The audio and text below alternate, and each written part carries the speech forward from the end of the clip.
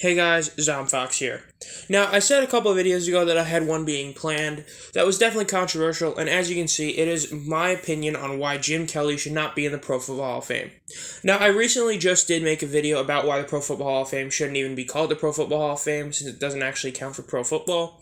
But Jim Kelly, I still believe, does not deserve to be in the Pro Football Hall of Fame. So naturally, this is only judging by his NFL stats and not his USFL career. And the main reason is due to the fact that Ken Anderson is not in the Hall of Fame. When you actually look at their stats, their accolades, and their overall time as being a great quarterback, it becomes pretty obvious that Ken Anderson should without a doubt be in the Hall of Fame. And if he is not a Hall of Fame caliber quarterback, then Jim Kelly should not be viewed as that. So, without further ado, looking at their overall accolades and career stats, yes, Jim Kelly does beat Ken in total passing yards by about 3,000. He did throw 15 more interceptions than Anderson, but he did it while throwing literally 40 more touchdowns. Passer rating, he was a little bit above Ken Anderson, but as we'll get to, first of all, Jim Kelly played in a better era for passing, and we'll get to his teammates later. In terms of their accolades, Jim Kelly was a first team and second team All-Pro one time, so was Ken Anderson. Kelly was a 5-time Pro Bowler, Anderson was only that 4 times, but once you get past that, that's when you start to realize that Ken Anderson clearly outclasses Kelly. First of all, Anderson won an MVP, Offensive Player of the Year, Comeback Player of the Year, and a Man of the Year, which Kelly won none of those. Kelly led the league in completion percentage, passer rating, and touchdowns 1 time each, versus Ken Anderson, who led the league in completion percentage 3 times, passer rating 4 times, and passing yards twice. So in terms of what a Hall of Famer is, it's supposed to be a great player at their position, especially in terms of their era. And in that regard, Anderson clearly beats Kelly. Now we get to the real one in this stat. So all these numbers that you're seeing are the amount of times they were a top 5 or 10 in a certain category. Now, yes, Anderson did play, in total, he technically played 5 more years, but he actually only played 13 years as a starting quarterback, as he was either a rookie sitting on the bench or was at his, old age, and you had, the young guys coming in. So he really only started 13 seasons to Kelly's 11. So Kelly did have 2 seasons less, but even then, Anderson clearly beats Kelly.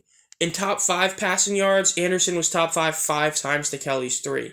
Top 10, it's closer. Anderson was at 7 times to Kelly's 6. But then in terms of passing touchdowns, this is where Kelly really does outclass Anderson, as he was top 10 9 times to Anderson's 6, and was top 5 4 times to Anderson's 5. But then you get to passer rating. Ken Anderson was top 10 in passer rating 9 times and top 5 times. Kelly, meanwhile, was 7 in the top 10 and twice in passer rating top 5. That's a huge difference, the fact that Anderson beats him by 3 in passer rating. And then completion percentage, Anderson also beats him. 7 times in the top 5 to Kelly's 5 and 9 to Kelly's 8. So in a good amount of these, yes, in terms of top 10, Kelly does compete pretty well with Anderson. When you go down the list, top to bottom in top 10, Kelly's 1 behind Anderson in passing yards. He actually beats him by 3 in passing touchdowns, but is only down 2 to passer rating in the top 10 and 1 to completion percentage. When you get to what an elite player is, that's being a top 5 player. Anderson beats Kelly in literally all of those. He had 2 more top 5 passing seasons, 1 more passing touchdown season in the top 5, 3 more in the top 5 for passer rating, and 2 more for completion percentage. Overall, Anderson clearly beats Kelly in regards to how great they were against their peers. And here's the biggest one. Yes, Anderson did throw more career or in terms of a relative sense, he threw more interceptions, you know what I mean, because of the thing-ish. But there's one big thing to note about that whole thing.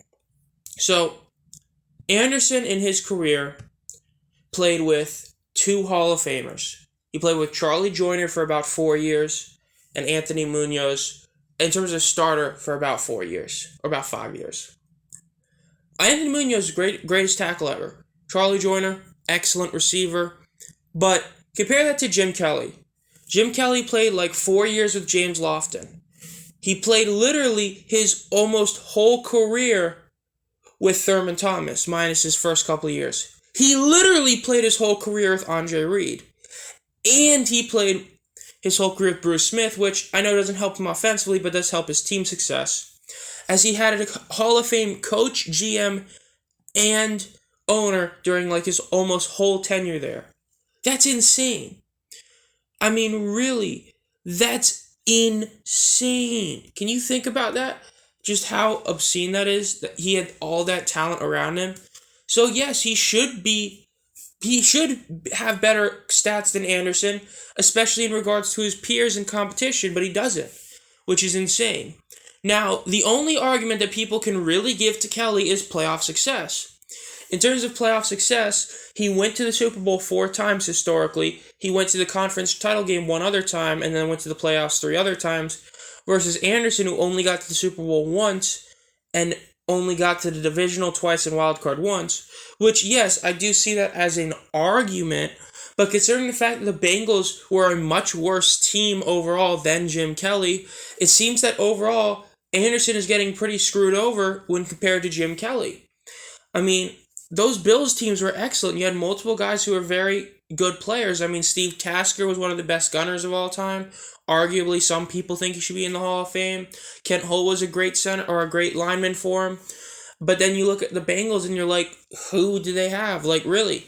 It's not like Ken Anderson had this plethora of talent around him, yet he was able to still be so great in a lot of these stats, which to me just shows that he should be in the Hall of Fame over Kelly. Like, I feel like, yes, Kelly has some great stories, especially about, his battles with cancer and, things with his son. But the bottom line is, when you're trying to talk about the Hall of Fame of a sport, it is supposed to be for the best of the best. And yes, football has definitely seemed like they're lowering that standard year after year. When you have guys like Bryant Young getting in, who you look at and you go, really, that's a Hall of Famer now? But when you still have someone like Ken Anderson, who showed clearly he should be in the Hall of Fame. The guy's got an MVP. The guy's got a Man of the Year. I mean, those 2 awards, the Man of the Year might not be for what you did on the field, but it is such an important award about your character, and it's a very big deal for the Hall of Fame. The fact that he's not in the Hall of Fame for what he did is insane. How can you say that Kelly deserves to get in because he went to 4 straight Super Bowls, when you also fail to mention that he played with multiple Hall of Famers at the same time versus Ken Anderson, who literally played from 76 to 79 without a single Hall of Famer on the roster, let alone playing. He didn't even have one on the roster. Jim Kelly, through his whole career, had a Hall of Fame coach, a Hall of Fame GM for most of his career. He had a Hall of Fame receiver. Are you serious? You want to tell me that because of the fact he went to 4 straight Super Bowls, he's a Hall of Famer over Anderson? What if Anderson had that team? Really, I feel like they would have had a better shot to win than they did with Kelly. Naturally, if USL stats counted, yeah, Kelly blows him away because of those MVP and the all-league teams USL. But as I did in that other video, the USL doesn't matter for the Pro Football Hall of Fame. The bottom line is Ken Anderson, because you can also make that argument with Ken Anderson. He didn't even play his rookie year in the last 2 years. He was on the bench for the young guys. But overall, when you look at what they did in the NFL, Ken Anderson in an era that was worse in terms of the passing game, and you could lead the league with only throwing like 3,500 yards versus like 4,500 yards. That's not a knock against him because that's the era he played in. The Hall of Fame, when you look at him compared to his peers versus Kelly compared to his peers, it's just like what I showed. Anderson beats Kelly in all these. Even if you account the fact that he played 2 more years in the NFL, it still shouldn't be this far of a discrepancy. The only thing Kelly beats Anderson on is literally top 10 in passing touchdowns. That's it. There's 2 more, because, even if you subtract 2 in each of Anderson's numbers for the 2 extra years he played, he still is very close to Kelly. Think about that. He still beats him in top 5 passer rating, which is a huge deal because that's saying that you were an efficient passer. And note, Anderson did this with 1 Hall of Fame receiver for a couple years. Kelly had a Hall of Fame receiver his whole career and another for a few years. I don't know. It's just, to me, it's very cut and dry. Ken Anderson was a better player in the NFL than Kelly was. Ken Anderson should be in the Hall of Fame, and if he's not, Jim Kelly should not be in the Hall of Fame and should have never gotten in. Fact that Ken Anderson, we're in 2022, and he is still not in the Hall of Fame is a crime. The fact that some of these other people are getting in ahead of him is just obscene.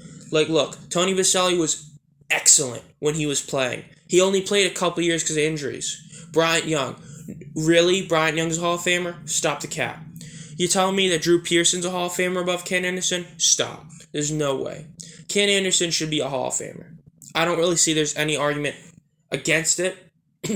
You want to say not having playoff success? I mean, really? That would be your only real argument, but I don't think that's good enough when you look at how many times he led the league in a lot of these stats. I mean, if you lead the league in like passing yards, completion percentage, and rating more than once, you should be a lock for the Hall of Fame. The guy's got an MVP as well, but for whatever reason, he's not. I mean, it doesn't make sense to me. It doesn't. He literally was great in the 70s.